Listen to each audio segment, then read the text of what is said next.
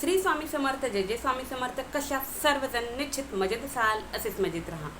पहा, घरातीलच लोक त्रास देतात किंवा घरातीलच लोक शत्रू बनत चाललेले आहे. आपल्याला कंटिन्यू अपमानित करतात किंवा प्रत्येक वेळेस दोषारोप आपल्याला देतात किंवा शिव्या श्राप देतात. तर निश्चित समजून जा की आपल्याला शत्रुपिढीचा त्रास व्हायला सुरुवात झालेली आहे. पहा, बहुतेक वेळा असं होतं की आपली काही चूकही नसते, आपण कुठं चुकलेलंही नसतो, आपला काही संबंधही नसतो, तरीही एखाद्या गोष्टीला आपल्याला जबाबदार धरलं जातं. त्याच्या उलट जर एखादी चांगली गोष्ट जर घडली आणि त्या गोष्टीमध्ये 99% जरी आपली साथ त्या व्यक्तीला असेल, तरीही त्यावेळेस त्या व्यक्तीच्या लक्षातही राहत नाही किंवा तो व्यक्ती ते नोट डाऊनही करत नाही.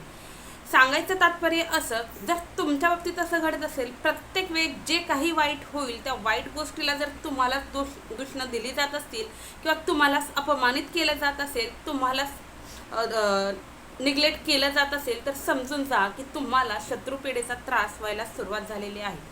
पहा, आपण असं म्हणतो, पूर्वीच्या लोकांकडनं सुद्धा आपण हे ऐकलेलं आहे की 1000 शत्रू परवडले परंतु घरभेदी कधीच परवडत नाही.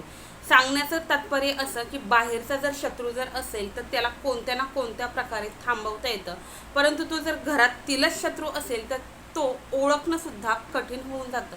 बहुतेक वेळा असं होतं की आपण ज्याला जीव लावतो, ज्याला आपण आपलं मानतो, ज्याला आपण आपलं सर्वस्व मानतो, ज्या व्यक्तीशिवाय आपलं पानही हलत नाही किंवा ज्या व्यक्तीशिवाय आपला दिवसही ढळत नाही, तोच व्यक्ती, तीच व्यक्ती, भले मग तो नवरा असो, बायको असो, सासू असो, सासरे असो, दीर असो, भाऊजाई असो, ननंद असो, किंवा तुमची मुलं असो, किंवा तुमचे सासू सासरे असो, किंवा तुमचे कोणीही रिलेटिव्ह असो, ज्या व्यक्तींना आपण आपलं सुख दुःख सर्व काही शेअर करत असतो, तीच लोक आपल्या समोर ते रडून ऐकतात आणि आपण समोर निघून गेलो की तीच व्यक्ती ते दुःख हसून एन्जॉय करत राहतात.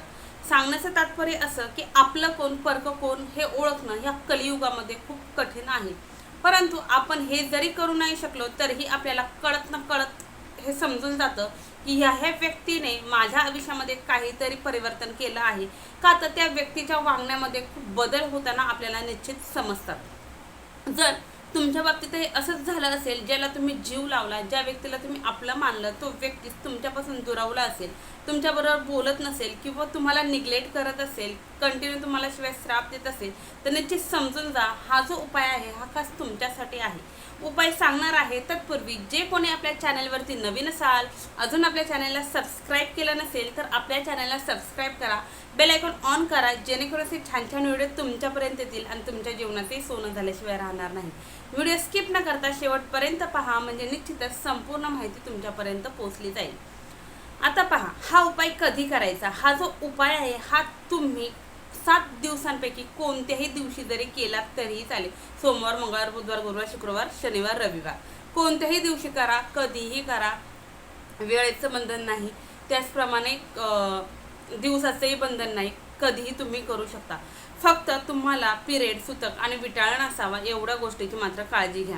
उपायासाठी साहित्य काय लागणार आहे, तर तुम्हाला या उपायासाठी लागणार आहे एक काळ्या रंगाचा छोटासा कपडा किंवा काळ्या रंगाची पोटली जरी घेतली तरी चालेल. पोटली म्हणजे छोटीशी शिवलेली पिशवी. तो कपडा घेऊन तुम्ही हाताने सुई धाग्याने जरी ती पोटली शिवली तरीही चालेल, किंवा अगदी छोटासा कपडा काळ्या रंगाचा घेतला तरी चालेल, घरात असेल तो घेतला तरी चालेल, फक्त तो वापरलेला नसावा. आता काळी हळद. काळी हळद, आता तुम्ही म्हणाल की ताई काळी हळद असते का? हो, काळी हळद असते. पूजेच्या साहित्याच्या दुकानामध्ये तुम्हाला सहजरित्या मिळून जाईल. काळी हळद म्हणजे हळदीची पूड नाही, तर हळकुंड जे येतं ते काळं हळकुंड तुम्हाला या उपायासाठी घ्यायचं आहे. किती घ्यायचं? फक्त एकच लागणार आहे. पूजेच्या साहित्याच्या दुकानात 5-10 रुपयाला सहजरित्या मिळून जातं. तर एक काळं हळकुंड लागणार आहे. त्यानंतर तुम्हाला लागणार आहे तमालपत्र 1. तमालपत्र म्हणजे तेजपत्ता. काही ठिकाणी तमालपत्र म्हणतात, काही ठिकाणी तेजपत्ता म्हणतात. फक्त तो तेजपत्ता घेताना तो तुटलेला, फुटलेला, किडलेला नसावा एवढी मात्र काळजी घ्या. एकच तमालपत्र लागणार आहे. त्यानंतर अख्ख्या लवंगा, ह्या 7 अख्ख्या लवंगा घ्यायच्या आहेत. त्या शाबीत असाव्या, कुठेही तुटलेल्या, फुटलेल्या, किडलेल्या नसाव्या. त्या व्यवस्थित पाहून घ्या, त्याला वरती फूल वगैरे असावं. अशा शाबीत तुम्हाला 7 लवंगा घ्यायच्या आहेत. त्यानंतर भीमसेनी कापूर, भीमसेनी कापराचे तुम्हाला 7 खडे घ्यायचे आहेत. अगदी छोटे छोटे जरी घेतले तरीही चालेल. भीमसेनी कापडाचे छोटे छोटे 7 खडे घ्यायचे आहेत. त्यानंतर तुरटी.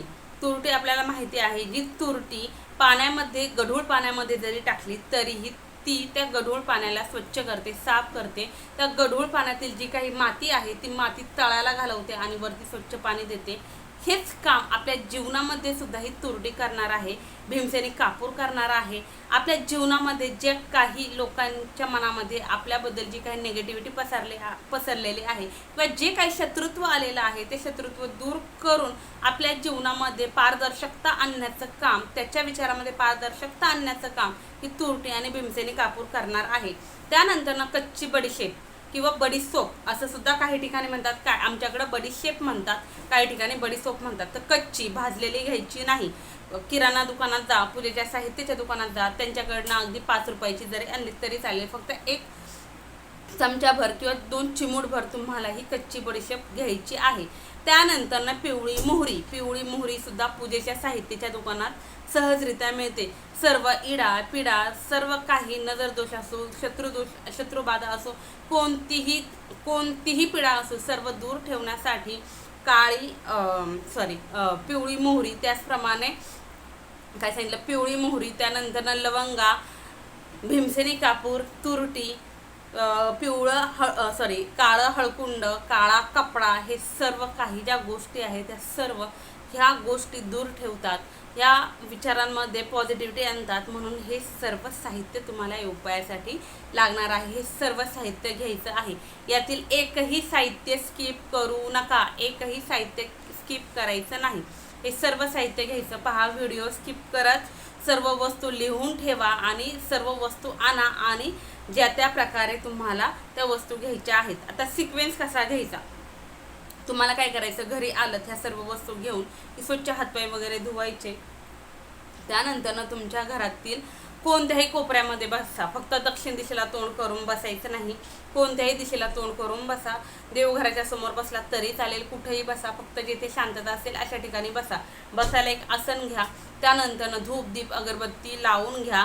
त्यानंतर एका पाटावर चौरंगावरती काळ्या रंगाचा जो कपडा किंवा जी पोटली घेतलेली आहे ती ठेवायची. त्यामध्ये सर्वप्रथम हळकुंड ठेवा.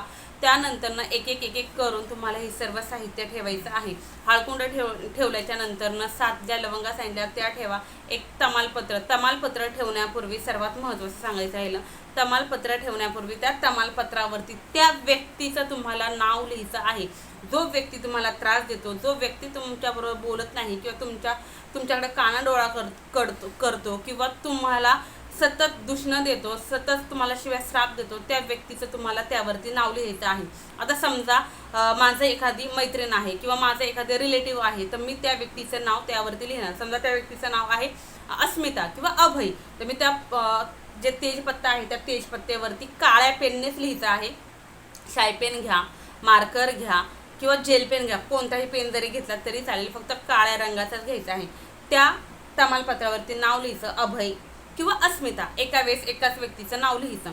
ते नाव लिहायचं. त्यानंतर हे तमालपत्र सुद्धा तुम्हाला त्या पोटलीमध्ये किंवा त्या कपड्यावरती ठेवायचं. त्यानंतर भीमसेनी कापूर, कापराचे खडे, त्यानंतर तुरटीचे पण 7 खडे आणि भीमसेनी कापराचे सुद्धा 7च खडे घ्यायचे आहे. लवंगा सुद्धा 7च घ्यायचे आहे.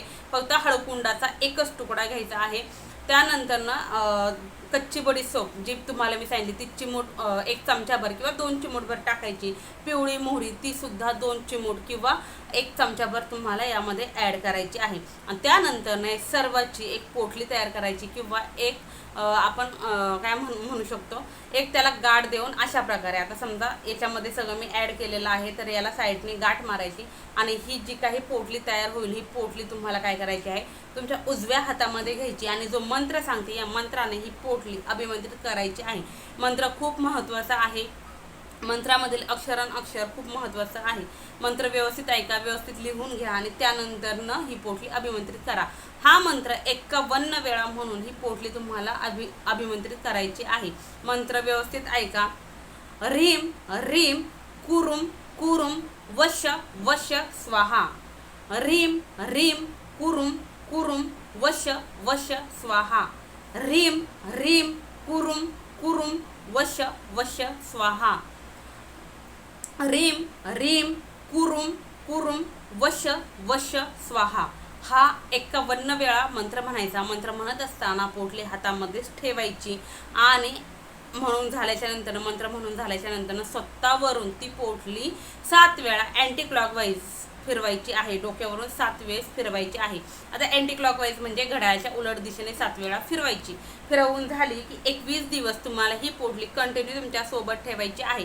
रात्री झोपताना उशाशी घेऊन झोपायची. दिवसभर समजा तुम्ही गृहिणी असाल, तुम्ही घरातच राहत असाल, तुमचा स्वतःचा बिझनेस असाल, तुम्ही एकाच ठिकाणी बसून काम करत असाल, तर तुम्ही तुमच्या पर्स पॉकेटमध्ये किंवा ट्रॅक पॅन्टमध्ये, टी शर्ट पॅन्टीमध्ये किंवा सॅगमध्ये, पाऊचमध्ये तुम्ही ठेवू शकता. रात्री झोपताना उशाशी घेऊन झोपायचं. ज्या माझ्या महिला भगिनी आहेत त्यांनी अगदी त्यांच्या स्टॉलला बांधलं, साडीच्या पदराला बांधलं, गाऊनच्या खिशात जरी ठेवलं, ट्रॅक पॅन्टमध्ये जरी ठेवलं तरी चालेल. फक्त झोपताना उशाशी घेऊन झोपायचं.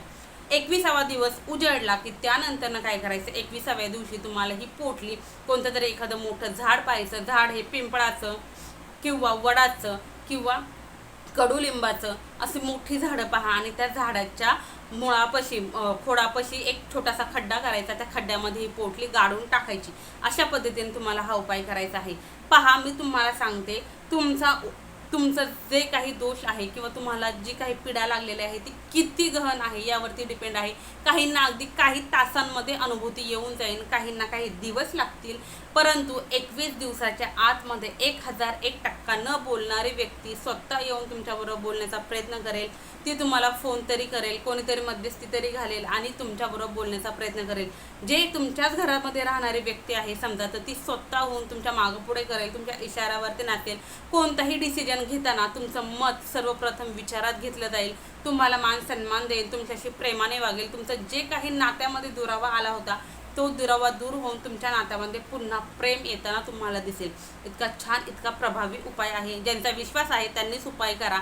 ज्यांचा विश्वास नाही त्यांनी उपाय नाही केला तरी चालेल. कारण की हे उपाय करताना तुमच्या मनामध्ये पॉझिटिव्हिटी असणं खूप गरजेचं असतं. ज्यावेळेस तुमच्या मनामध्ये किंतु परंतु येतो त्यावेळेस तुम्हाला या उपायाची अनुभूती येत नाही.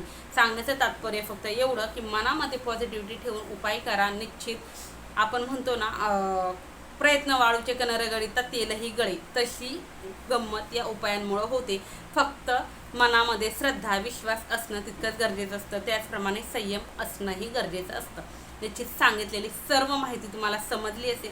व्हिडिओ कसा वाटला हे कमेंट्समध्ये सांगायला विसरू नका. तसेच कमेंट्समध्ये श्री स्वामी समर्थ, जय जय स्वामी समर्थ हे लिहिलाही विसरू नका. झालेली सेवा स्वामींचरणी रुजू. श्री स्वामी समर्थ, जय जय स्वामी समर्थ. श्री स्वामी समर्थ महाराज की जय.